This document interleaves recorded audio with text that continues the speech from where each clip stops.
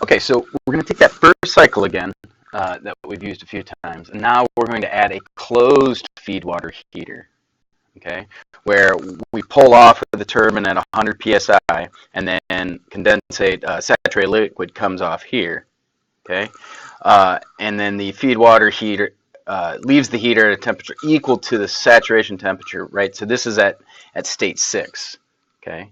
So when we get there, that's what we'll look up. That's leaving with the temperature equivalent to the saturation temperature at 100 psi, which is, the temperature of what this stream will be going through. So that leaves with that stream. So with that said, okay, we know a lot of our states from the previous problem. States 1, 3, 4, 5 are all the same as they were before.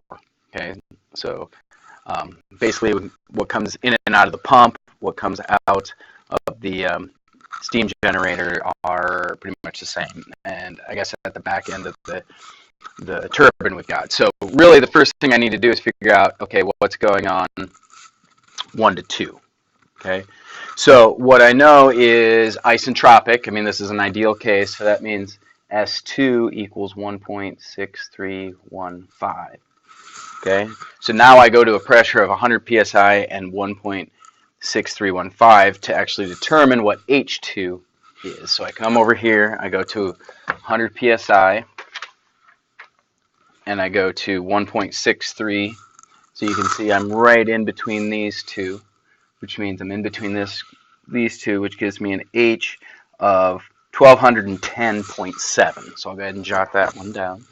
So 1210.7. So then I got 3, 4, 5, 6 is the next one. Remember, 6, that's where this is coming out with the same saturation temperature as 100 psi. So again, at 100 psi, you can see the saturation temperature is 327.8. So that's going to be the temperature over here, 27.8 degrees. Okay.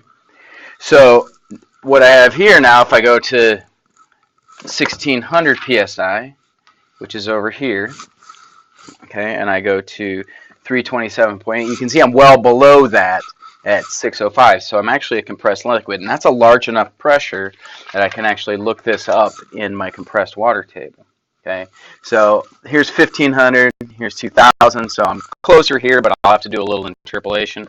327 is in between here and here, so my H is, I don't know, it's going to be around 300 when I do this double interpolation. I'll let you guys do that on your own, and I get 301.6 as when I do my interpolation. Okay, so a little bit challenging, but can be done because I know the pressure and temperature, and I have tables within the range. So that's going to be 301.6. 7, that is, again, coming out of here, we have the saturated liquid, and that's at 100 psi. So I'll go to 100 to my saturation table. I'll go to 100 psi. Saturated enthalpy is 298.6. Okay, so that is H7 is 298.6. Then it's thrown through a valve or a trap or a throttling device. Okay, so that the pressure will equal the same 3, 4, and 8. But the bottom line is my enthalpy does not change across an expansion valve or a throttling process or whatever you want to call it. So that sets all of my states here. Okay. Now the next thing I need to do is deal with how much is getting pulled off here, right? What fraction of my mass flow is getting pulled out here? And that's given by the equation Y is H6 minus H5 all over H2 minus H7. And this basically boils down to what's going on with the, Feedwater here, where I've got all of my mass flow going here. I want to figure out the mass flow going through here. So that ratio is given by that equation there, which means I get 0.249. So about 25% of my mass flow, which again is 1.4, gets pulled off halfway through the turbine and thrown into the feed water heater. Okay.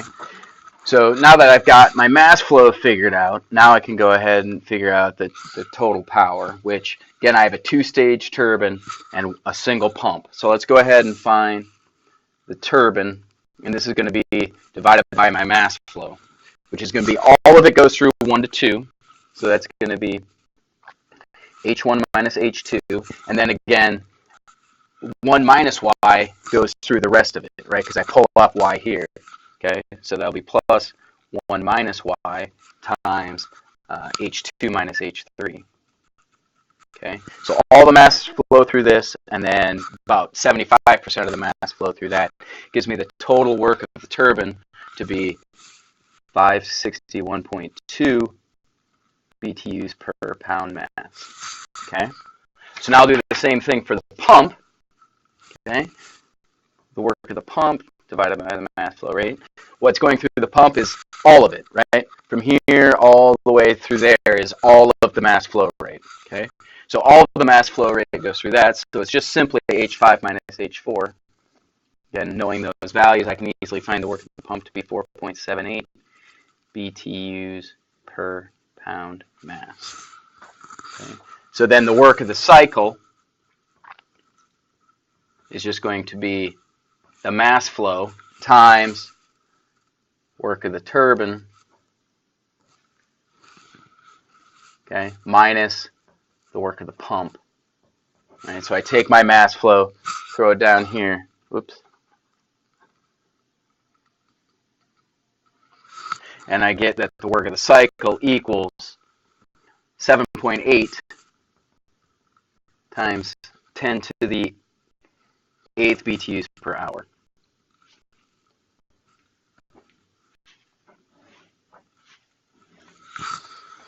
Okay. And then thermal efficiency is Qn over, it's work of the cycle over Qn, which is going to be that mass flow rate times, that would be H1 minus H6.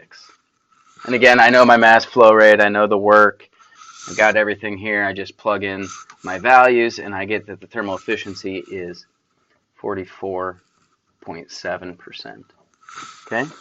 So again, that's how we deal with the closed feed water heater. Again, you set all your states, just like we've done 1,000 times. Then figure out the ratio of the mass flow that gets pulled off. Once I get that mass flow, I can figure out the work of the turbine, the two-stage turbine, work of the pump. That'll give me the total work all over Qn will give me the thermal efficiency.